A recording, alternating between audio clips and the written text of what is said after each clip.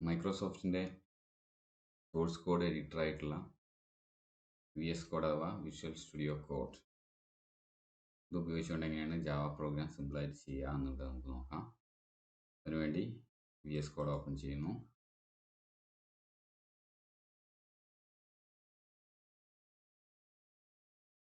ഇവിടെ ഓൾറെഡി ഒരു വർക്ക് സ്പേസിൽ വെബ് എന്ന് പറഞ്ഞ് വന്ന് കിടക്കുന്നുണ്ട്. HTML പേജോട് കൂടിയിട്ടുള്ള ഒരു ഫോൾഡറാണ്.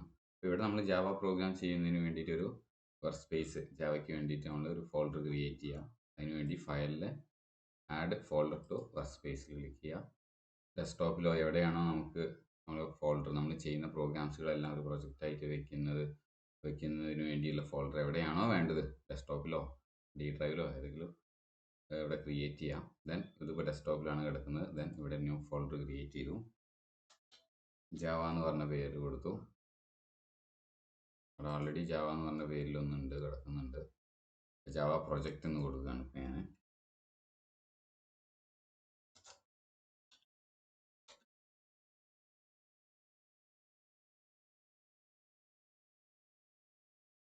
ആഡ് ചെയ്തിട്ടുണ്ട്.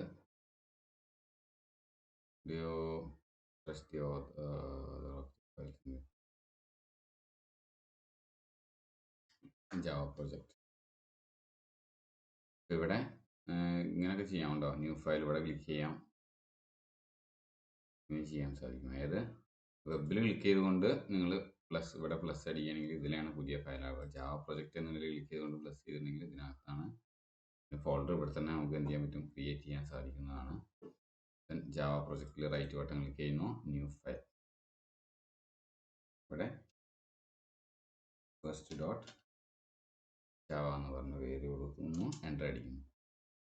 അപ്പോൾ നമ്മൾ സോഴ്സ് കോഡ് ടൈപ്പ് ചെയ്യാനുള്ള ഭാഗം ഇവിടെ വന്നിട്ടുണ്ട്. കണ്ടോ, ഫസ്റ്റ് ഡോട്ട് ജാവ എന്ന് പറഞ്ഞ പേര്.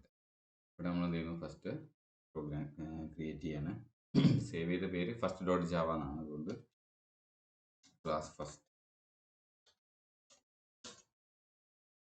ദെൻ നമ്മൾ ബ്രേസ് ഓപ്പൺ ചെയ്യുമ്പോൾ തന്നെ അതിൻ്റെ ക്ലോസിങ് ഉണ്ട്, ഓട്ടോമാറ്റിക് വന്നിട്ടുണ്ട്.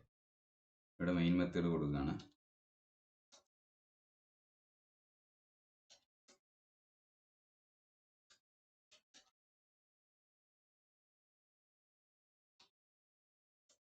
അത് കഴിഞ്ഞതിന് ശേഷം ബ്രേസ് ഓപ്പൺ ചെയ്യുന്നു, അതിൻ്റെ ക്ലോസിങ്ങും ഓട്ടോമാറ്റിക് വന്നിട്ടുണ്ട്. ഇവിടെ നോക്കുക, ഇവിടെ നമ്മൾ ഇപ്പോൾ സി വെച്ചുകൊണ്ട് ക്ലാസ് എന്ന് പറഞ്ഞത് മാത്രമേ ഉള്ളൂ അല്ലേ. സി, അതുകൊണ്ട് നമ്മൾ ഇനി ഇവിടെ സി എന്നടിക്കുമ്പോൾ ഉണ്ടോ ക്ലാസ് വെച്ചുകൊണ്ടായിരിക്കും വരിക.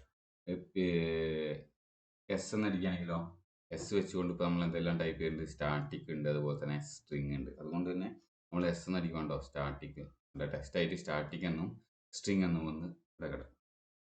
ഓക്കെ, നമ്മൾ ജസ്റ്റ് ഒരു സാമ്പിൾ പ്രോഗ്രാമാണ്, ജസ്റ്റ് ഒരു മെസ്സേജ് പ്രിന്റ് ചെയ്യാനുള്ള ഒരു പ്രോഗ്രാമാണ്.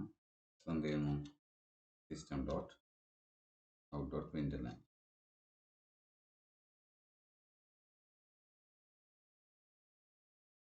നമുക്ക് ബ്രാക്കറ്റ് ഓപ്പൺ ചെയ്യുമ്പോൾ തന്നെ അതിൻ്റെ ക്ലോസിങ് വരും. ഡബിൾ കൊട്ടേഷൻ കൊടുക്കുമ്പോൾ കൊട്ടേഷൻ്റെ ക്ലോസിങ് ഓട്ടോമാറ്റിക് വരും. കോപ്പി ചെയ്തു,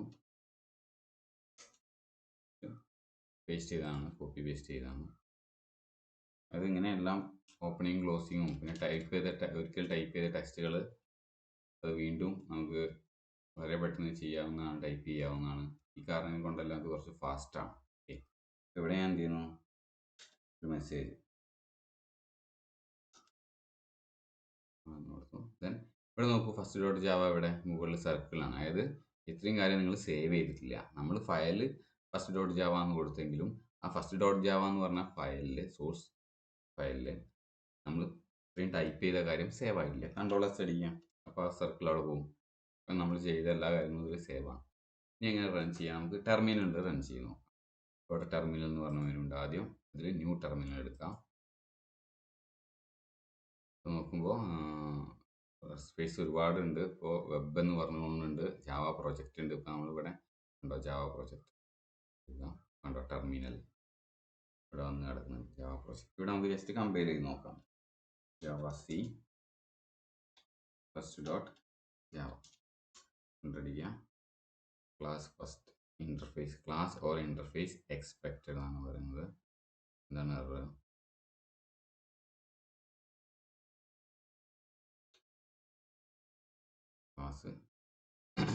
ക്യാപ് ലെറ്റർ നമ്മൾ കൊടുത്തത് കൊണ്ടാണ്. ദെൻ സേവ് ചെയ്തു. ഒന്നുകൂടി നമ്മൾ എന്ത് ചെയ്യുന്നു, കമ്പൈൽ ചെയ്ത് നോക്കുക. എററൊന്നുമില്ല. അപ്പോൾ എററൊന്നും ഇല്ലാത്തതുകൊണ്ട് നോക്കൂ, ഇനി ഇവിടെ ലെഫ്റ്റ് സൈഡിൽ വന്ന് നോക്കൂ, ഉണ്ടോ? ഫസ്റ്റ് ഡോട്ട് ജാവ നമ്മൾ ക്രിയേറ്റ് ചെയ്ത സോഴ്സ് കോഡ്, അതായത് സോഴ്സ് ഫയൽ നെയിം. ഇവിടെ നോക്കൂ, കമ്പയർ ചെയ്തതിന് ശേഷം ഇവിടെ എന്ത് വന്നു, ബൈറ്റ് കോഡ് വന്നുണ്ടോ, ഫസ്റ്റ് ഡോട്ട് ക്ലാസ്. നമ്മുടെ പേര്, ക്ലാസിൻ്റെ പേര് ഫസ്റ്റ് എന്നാണ്, അതുകൊണ്ട് first dot class. This the class file, this is the intermediate അല്ലേ, അതായത് പ്ലാറ്റ്ഫോം ഇൻഡിപെൻഡൻറ്റ് കോഡ്. ഇൻ്റർമീഡിയറ്റ് എന്നല്ല പറയേണ്ടത്, platform independent code. This is the byte code അല്ലേ. This code can be executed in any machine. ഇനി interpret ചെയ്ത് നോക്കാം നമുക്കിവിടെ. Interpreter പേര് എന്ത് തന്നെയാണ്, ജാവ എന്ന് തന്നെയാണ്. ഈ ഫസ്റ്റ് എന്താണ്, നമ്മുടെ ബൈറ്റ് കോഡിൻ്റെ പേര്, അതായത് ഫസ്റ്റ് ഡോട്ട് ക്ലാസ്, അതാണ് ഇവിടെ കൊടുക്കുന്നത്. ഇവിടെ ഡോട്ട് ക്ലാസ് എന്ന് കൊടുക്കേണ്ട ആവശ്യമില്ല, ഫസ്റ്റ് മാത്രം കൊടുത്താൽ മതി. ഉണ്ടോ, നമ്മുടെ പ്രോഗ്രാമിൻ്റെ ഔട്ട്പുട്ട് ഇവിടെ വന്നു. ഇതിൽ കമാൻഡ് ലൈൻ ആയിട്ടാണെങ്കിലോ, നമ്മൾ എന്ത് ചെയ്യുന്നു, ഇതിലൊരു വേരിയബിൾ ഡിക്ലെയർ ചെയ്യുന്നു, ഇൻറ്റ് അല്ലെങ്കിൽ REG, രജിസ്റ്റർ നമ്പർ റീഡ് ചെയ്യാൻ വേണ്ടിയിട്ടുള്ളതാണ് വിചാരിച്ചോളൂ, REG എന്നുള്ളത്. ഇനി നമ്മളിവിടെ എന്ത് തന്നെ കൊടുക്കുന്നു, കമാൻഡ് ലൈൻ ആയിട്ടാണ് സ്വീകരിക്കുന്നത്. അപ്പോൾ എന്ത് കൊടുക്കുക, REG ഈക്വൽ ടു എന്ത് കൊടുക്കണം, ഇൻറ്റീജർ ഡോട്ട് പാർസ് ഇൻറ്റ് ഉണ്ടോ, എ എന്ന് കൊടുക്കുമ്പോൾ തന്നെ ഉണ്ടോ, ഒന്ന് എൻ്റർ അടിച്ചാൽ മതി. കാരണം ARG ആൾറെഡി ടൈപ്പ്ഡ് ആണ് ഇതിൽ. RGS ഓഫ് എന്ത് കൊടുക്കുക, 0. അപ്പോൾ REG എന്ന് പറഞ്ഞ വേരിയബിളിലേക്ക് എങ്ങനെയാണ് വേരിയബിൾ ഇനീഷ്യലൈസ് ചെയ്യുന്നത്, കമാൻഡ് ലൈൻ ആയിട്ട് കൊടുക്കുന്ന വാല്യൂ ARG എന്ന് പറഞ്ഞ ഈ അറയിലേക്ക് എന്ത് ചെയ്യുന്നു, സ്റ്റോർ ആയിട്ടുണ്ടായിരിക്കും. ഇതിൻ്റെ 0th ഫസ്റ്റ് ആയിരിക്കും വന്ന് കിടക്കുക അല്ലെ, ARGS എന്നുള്ളതിൻ്റെ 0th ലൊക്കേഷനിലെ വാല്യൂവിനെ ഇൻറ്റീജർ ആക്കി കൺവേർട്ട് ചെയ്തുകൊണ്ട് REG എന്ന് പറഞ്ഞ വേരിയബിൾ നമുക്കിവിടെ വെൽക്കം ടു ജാവയിന് ശേഷം നമുക്ക് എന്ത് ചെയ്യാം, അത് പ്രിന്റ് ചെയ്യാനായിരിക്കും. ഇനി നോക്കും, ഞാൻ എസ് എന്ന് അടിക്കുമ്പോൾ തന്നെ ഉണ്ടോ, സിസ്റ്റം രണ്ടടിച്ചാൽ മതി, സിസ്റ്റം ഡോട്ട് ഓ എന്ന് കൊടുത്തിട്ട് രണ്ടടിച്ചാൽ മതി, dot P println out dot P. ഇതിൽ ഏതാണെന്നുള്ളത് ഇങ്ങനെ സെലക്ട് ചെയ്യണേ, കണ്ടോ,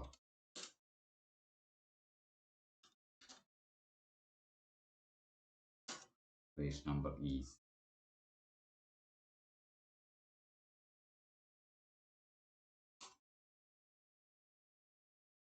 പ്ലസ് REG.